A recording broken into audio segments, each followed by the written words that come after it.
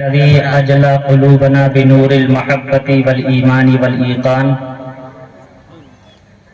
والصلاة والسلام على سيد الإنس والجان وعلى آله وأصحابه وأوليائه وأهل بيته أولي الصدق والإكرام. أما بعد فأعوذ بالله من الشيطان الرجيم. بسم الله الرحمن الرحيم. قال الله تعالى في القرآن الكريم: لقد كان لكم في رسول الله أسوة حسنة. وقال في مقام آخر: إنك لعلى خلق عظيم. وقال النبي صلى الله عليه وسلم: بعثت لأتمم مكارم الأخلاق. صدق اللہ العظیم و صدق رسولہ النبی الامین الکریم. عزیزان گرامی و محبان ملت اسلامیہ، خطبہ مسنونہ کے بعد موضوع کی مناسبت سے میں نے جو دو آیات مبارکہ کی تلاوت کرنے کا شرف حاصل کیا اور جو حدیث رسول پڑھنے کی سعادت حاصل کی، آئیے ان دونوں کا متعلق کچھ گفت و شنید اور جو معروض کرنے سے قبل ایک مرتبہ انتہائی ادب و احترام، عقیدت و محبت کے ساتھ آقا و مولا والی دو جہاں، دستگیر بے کساں، سید مرسلاں، باعث ایجاد آدم، فخر آدم بنی آدم، احمد مجتبی محمد مصطفیٰ صلی اللہ تعالی علیہ وسلم کی بارگاہ میں ہدیہ درود کا نذران عقیدت پیش کریں. پڑھیں بآواز بلند: اللہم صلی علی سیدنا و مولانا محمد معدن الجود والکرم منبع العلم والحلم والحکم وآلہ واصحابہ وبارک وسلم. عزیزان گرامی، ہم اور آپ تمام حضرات کی یہ مشترکہ خوش نصیبی ہے کہ ہم اور آپ اصلاح معاشرہ کانفرنس میں شرکت کرنے کی سعادتیں حاصل کر رہے، اور بڑے ہی قابل مبارکباد ہیں حافظ تبریز عالم صاحب اور ان کے کندھے سے کندھا ملا کر کے چلنے والے ارکان کمیٹی کہ جن کی محنتوں اور کاوشوں کے نتیجے میں یہ مبارک محفل معرض وجود میں آئی. جیسا کہ ہمارے میزبان اور عزیزم سلمہ حافظ شوکت صاحب نے مجھے بتایا کہ یہاں کے لوگ تھوڑی اردو اور ہندی کم سمجھتے ہیں، اسی لیے آپ کی سہولت کے پیش نظر جناب حافظ تبریز صاحب نے ایک آپ کی مادری زبان عالم نبیل فاضل جلیل حضرت علامہ مولانا احسان رضا صاحب قادری تیلگو مقرر کا بھی انتظام کیا ہے. لوگ کہتے ہیں کہ وقت کی قلت دامنگیر ہے، بلکہ یہ کہا جائے تو کم نہیں ہوگا کہ وقت کی قلت کالرگیر ہے. وقت بہت کم ہے. بس میں بہت دھیمے لہجے کے ساتھ آپ حضرات کے سامنے کچھ عرض و معروض کروں گا. ایک مرتبہ اور درود شریف پڑھ لیجیے: اللہم صلی علی سیدنا و مولانا محمد معدن الجود والکرم منبع العلم والحلم والحکم. اللہ رب العزت نے ارشاد فرمایا: لقد کان لکم فی رسول اللہ اسوۃ حسنہ. تحقیق کہ میرے نبی کی زندگی تمہارے لیے بہترین نمونہ عمل ہے. اور میرے نبی نے ارشاد فرمایا: بعثت لأتمم مکارم الاخلاق. میں لوگوں کو بہترین اخلاق سکھانے کے لیے مبعوث کیا گیا ہوں.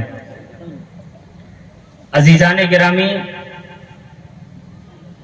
ہمارے نبی صلی اللہ علیہ وسلم کو اللہ رب العزت نے بے شمار معجزات عطا فرمائے، بلکہ میرے آقا صلی اللہ علیہ وسلم از سر تا قدم مبارک سراپا معجزہ بن کر تشریف لائے. لیکن اللہ کے رسول صلی اللہ علیہ وسلم کے چند معجزات بہت بڑے معجزے کہلاتے ہیں. ان میں سب سے بڑا معجزہ قرآن ہے. دوسرا بڑا معجزہ معراج مصطفیٰ، اور تیسرا معجزہ میرے آقا کریم صلی اللہ علیہ وسلم کے اخلاق حسنہ۔ انہی اخلاق حسنہ کو آج امت کو اپنانے کی ضرورت ہے۔ میرے آقا صلی اللہ علیہ وسلم کے ایسے اخلاق کہ جو آپ کی جان کے دشمن خون کے پیاسے تھے، اللہ کے نبی صلی اللہ علیہ وسلم کے اخلاق حسنہ سے متاثر ہو کر کے وہ میرے آقا کی غلامی میں آ گئے۔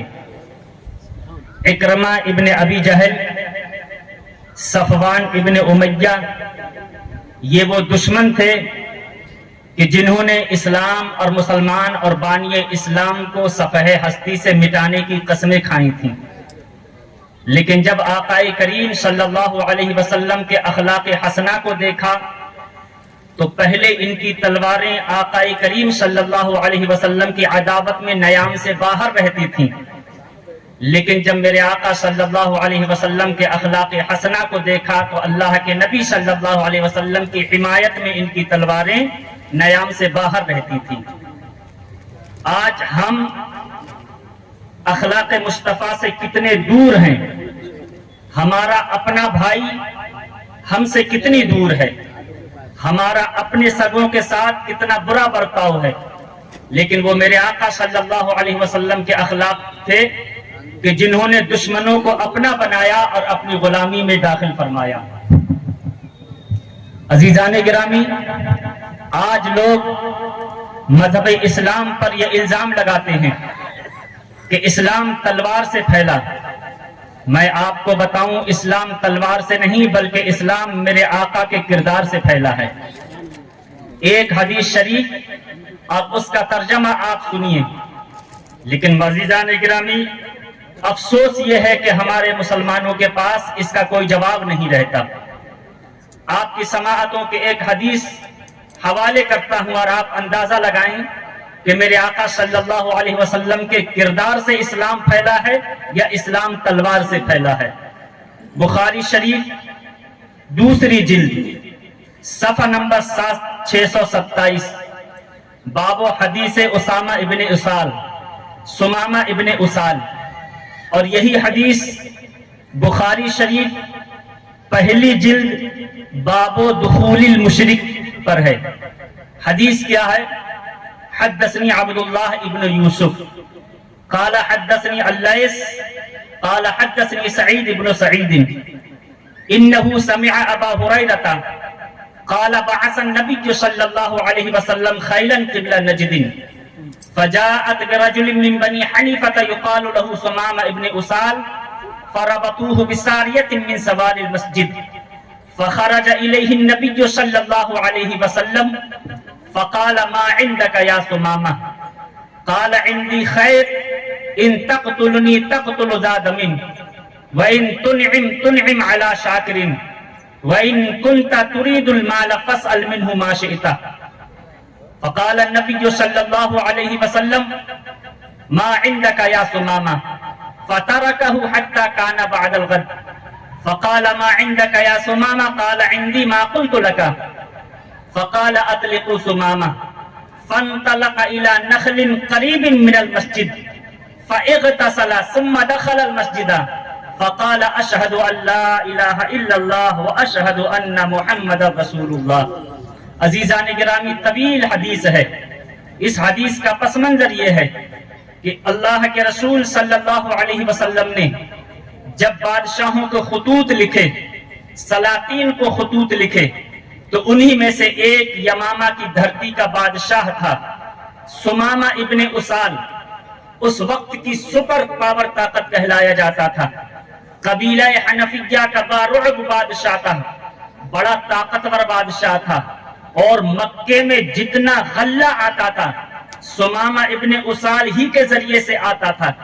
اللہ کے رسول صلی اللہ علیہ وسلم نے جب بادشاہوں کو خطوط لکھے تو میرے آقا صلی اللہ علیہ وسلم نے سمامہ ابن اسال کے پاس بھی خط لکھا۔ جب اللہ کے نبی کا خط سمامہ ابن اسال کے پاس گیا تو اس نے اللہ کے رسول صلی اللہ علیہ وسلم کے خط کے ساتھ بڑی بدتمیزی کی اور میرے آقا صلی اللہ علیہ وسلم کا خط مبارک اس نے پھاڑ دیا۔ ہمیشہ اللہ کے رسول صلی اللہ علیہ وسلم کی جان کا دشمن، خون کا پیاسا رہتا تھا۔ اللہ کے نبی صلی اللہ علیہ وسلم کے قتل کرنے کے پلان اور ارادے کرتا تھا۔ ایک مرتبہ حضرات یہ اپنے چچا کے ساتھ اللہ کے رسول صلی اللہ علیہ وسلم کی بارگاہ میں آیا۔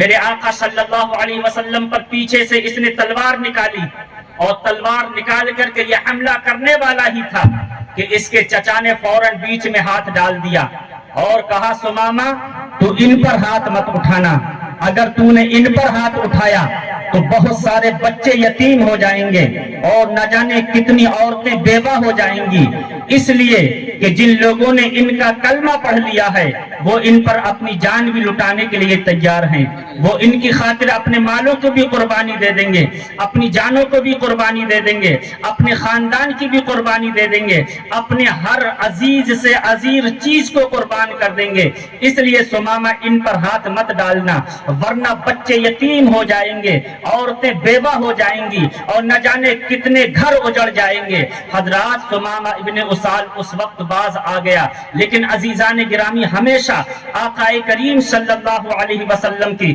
قتل کی پلاننگ کرتا تھا۔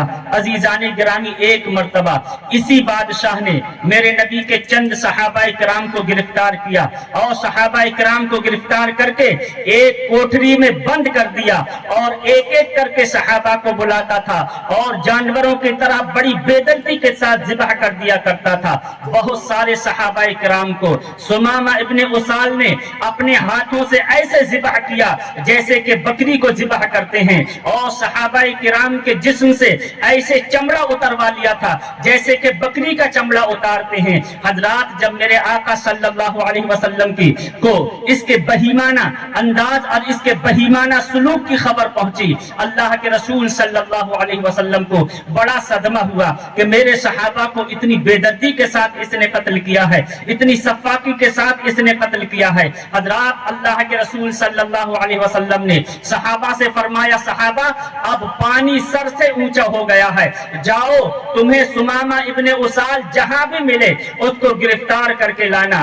عزیزان گرامی بخاری شریف میں حضرت ابو ہریرہ فرماتے ہیں بعث النبی صلی اللہ علیہ وسلم خیلا قبل نجد فجاءت برجل من بنی حنیفہ یقال له سمامہ ابن اسال۔ صحابہ کرام گئے عزیزان گرامی نجد کی طرف اور سمامہ ابن اسال کو گرفتار کر کے لائے۔ یہ کون سمامہ ہے جس نے میرے آقا کے خط مبارک کو پھاڑ دیا تھا، جس نے میرے نبی کے قتل کرنے کی پلاننگ تیار کی تھی، جس نے میرے نبی کے صحابہ کرام کو بے دردی کے ساتھ قتل کیا تھا، جسم سے ایسے چمڑا اتروا لیا تھا جیسے کہ بکری کے جسم سے چمڑا اتارا جاتا ہے۔ حضرات چنانچہ صحابہ کرام کی ایک جماعت جاتی ہے اور سمامہ ابن اسال کو گرفتار کر کے لاتی ہے۔ جب سمامہ ابن اسال گرفتار کیا گیا اور صحابہ کرام نے لا کر کے مسجد نبوی کے ستون سے باندھ دیا، اللہ کے رسول صلی اللہ علیہ وسلم کو خبر دی گئی یا رسول اللہ سمامہ ابن اسال کو گرفتار کر لیا گیا ہے،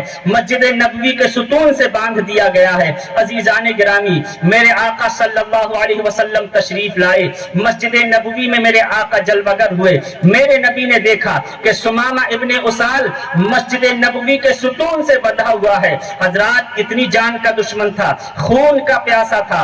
اللہ کے رسول صلی اللہ علیہ وسلم جب سمامہ ابن اسال کے پاس تشریف لائے، میرے نبی نے فرمایا سمامہ بولو تمہارے ساتھ کیا برتاؤ کیا جائے، بتاؤ تمہارے ساتھ کیا معاملہ کیا جائے، تم وہی ہو نا جنہوں نے میرے خط کو پھاڑا تھا، تم وہی ہو نا جو میرے قتل کی پلاننگ کرتے تھے، تم وہی ہو نا کہ جنہوں نے میرے صحابہ کو بے دردی کے ساتھ جانوروں کی طرح بے دردی کے ساتھ ذبح کیا تھا، تم وہی ہو نا کہ جنہوں نے میرے صحابہ کے جسم سے ایسے چمڑا اتروا لیا تھا جیسے کہ بکری کے جسم سے چمڑا اتار دیا جاتا ہے، بتاؤ سمامہ تمہارے ساتھ کیا معاملہ کیا جائے۔ میرے آقا نے فرمایا، میرے نبی نے فرمایا بولو سمامہ تمہارے ساتھ کیا برتاؤ کیا جائے۔ تو حضرات یہی سمامہ ابن اسال جو وقت کی سپر پاور طاقت تھا اور اتنا امیر اور ایسا بادشاہ کہ مکے میں جتنا بھی راشن آتا تھا सुमामा इब्ने उसाल ही के पास से आता था।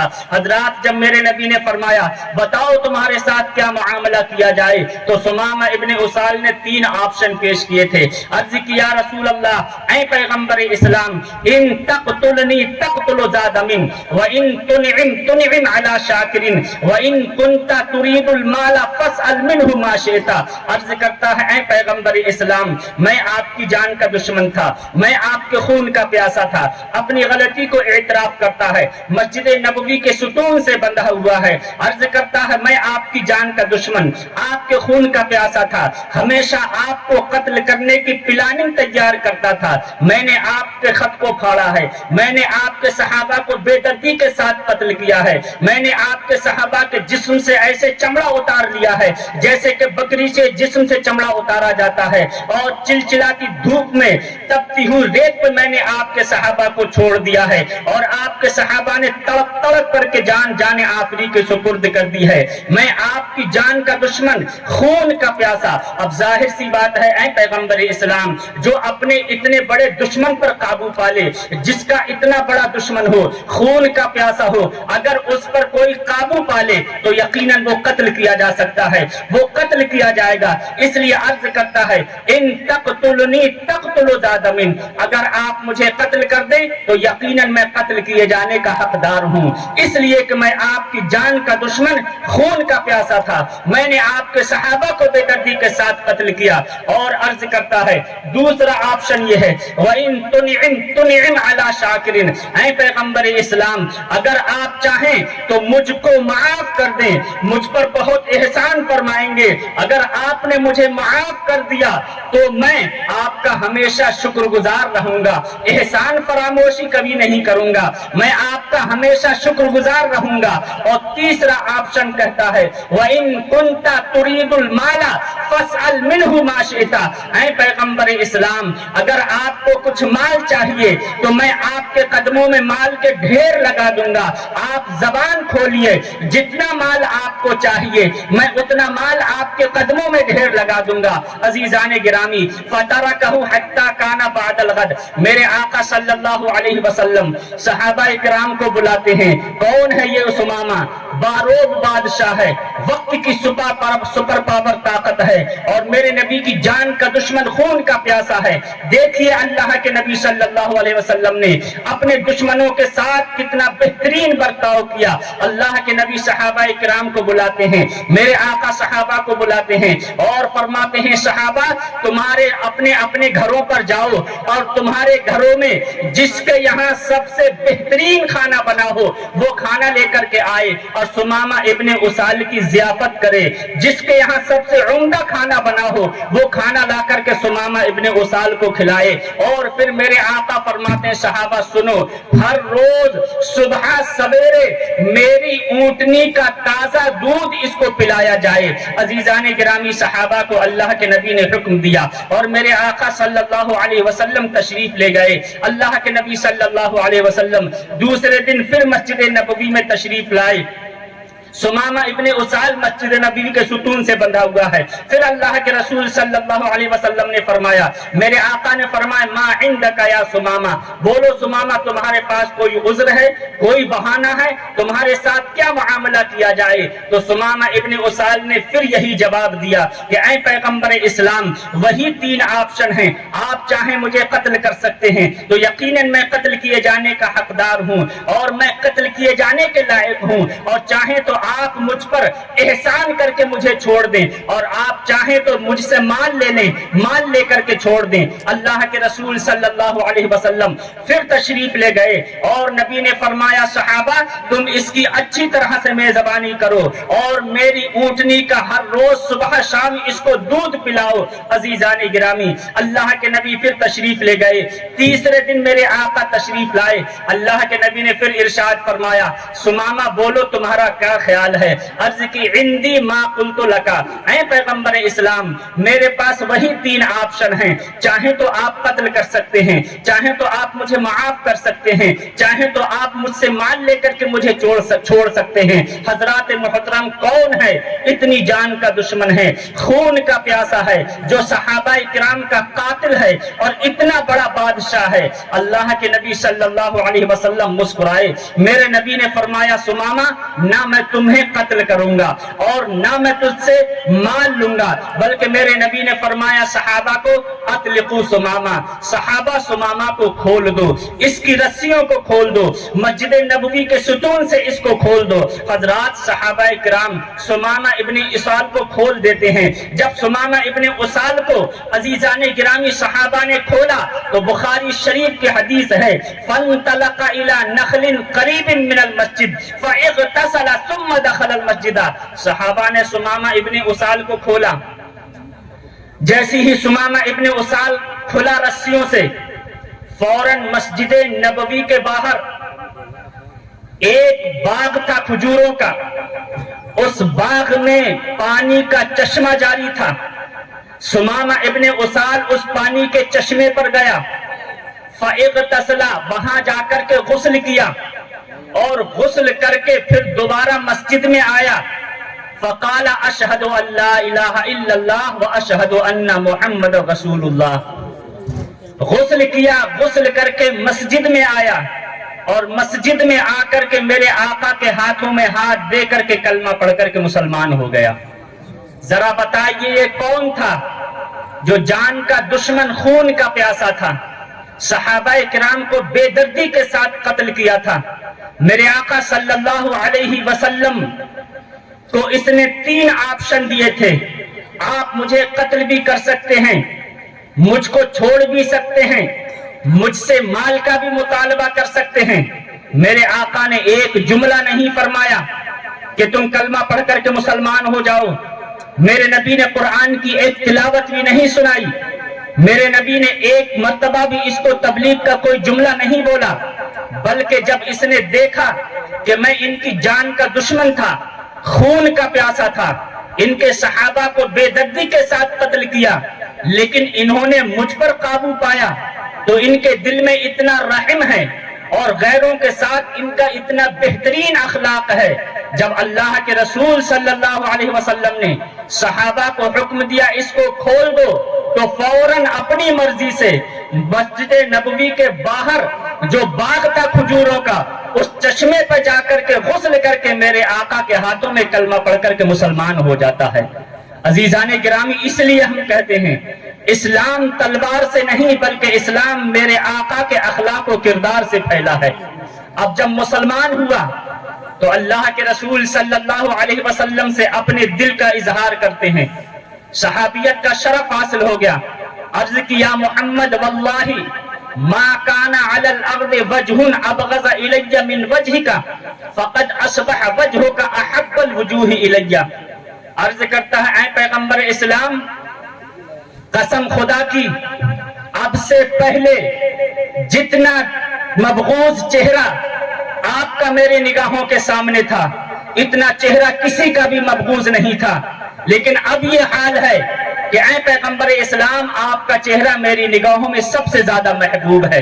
اور عرض کرتا اے پیغمبر اسلام اب سے پہلے جتنا آپ کا شہر میری نگاہوں میں مبغوض تھا اس سے زیادہ میں کسی شہر سے نفرت نہیں کرتا تھا، لیکن آپ کا شہر میری نگاہوں میں سب سے زیادہ محبوب ہو گیا. عرض کرتا ہے پیغمبر اسلام میں عمرہ کرنا چاہتا ہوں. عزیزان گرامی میرے آقا صلی اللہ علیہ وسلم عمرے کی تعلیم فرماتے ہیں. اللہ کے رسول صلی اللہ علیہ وسلم نے عمرے کی تعلیم فرمائی اور عمرے کی تعلیم فرما کر کے میرے آقا نے فرمایا جاؤ تمہیں عمرہ مبارک ہو. بہرحال حضرات وقت کی قلت دامن گیر ہے اور حدیث آدھی رہ گئی. میں عرض یہ کرنا چاہتا ہوں کہ اسلام تلوار سے نہیں بلکہ اسلام نبی کے اخلاق اور نبی کے کردار سے پھیلا ہے. اللہ رب العزت اخلاق مصطفیٰ کو ہمیں اپنانے کی توفیق عطا فرمائے. وآخر دعوانا ان الحمدللہ. السلام علیکم.